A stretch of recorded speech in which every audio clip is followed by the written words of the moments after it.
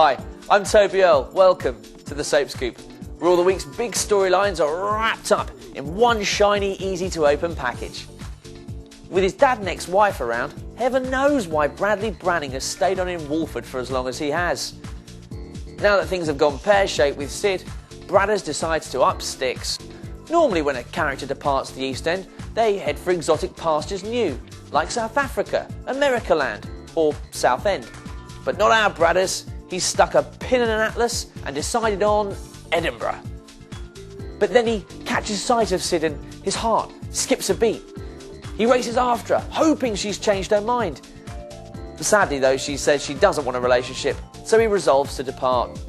With his shoes polished and bags packed, Bradley answers the doorbell. But instead of a cab driver, it's Sid. She's gobsmacked that he's leaving. He tells her he made the decision after seeing a guy leave her flat.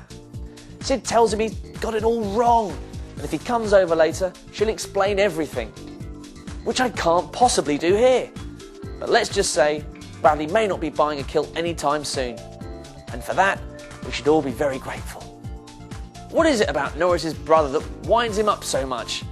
His daring grey wardrobe? His luxurious crop of hair? His sexy home and away accent? None of that. The fact is, Norris blames Ramsay for the premature death of their mother, and forgiveness isn't a word in Norris Cole's thesaurus. Fizz, though, is a merciful soul.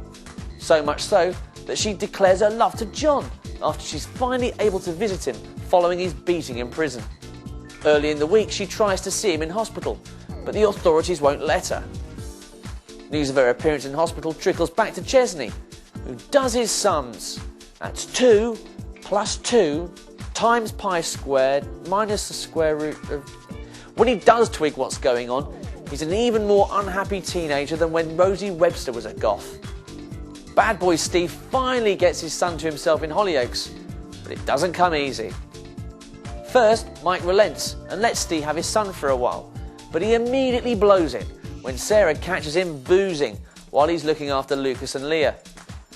Later in the week, Abby takes Lucas out to the Kids with Kids event, much to Sarah's horror, and while they argue it out, Steve slips away with Lucas, then refuses to hand him back. It's a brave, desperate move, but it may just pay dividends when Mike reveals that Amy wants Lucas to stay with him. Elsewhere, Anita and Lauren's tit-for-tat spat escalates when Anita sets Lauren up by hiding exam papers in her locker. It's a serious offence, but it may just be the catalyst for the friends to end their Cold War.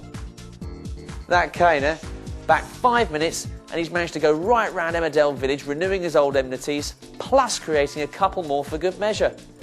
Despite Debbie wanting a fair custody hearing with Andy, Kane tells the Kafkas people about Andy's violent streak.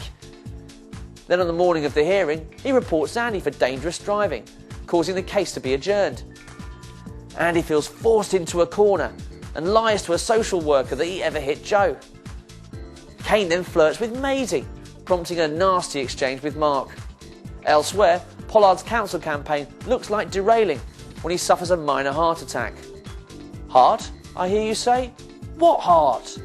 And on that note, it's goodbye to our domestic dramas for another week. I'll be back with more the same time, same site next week. Keep clicking.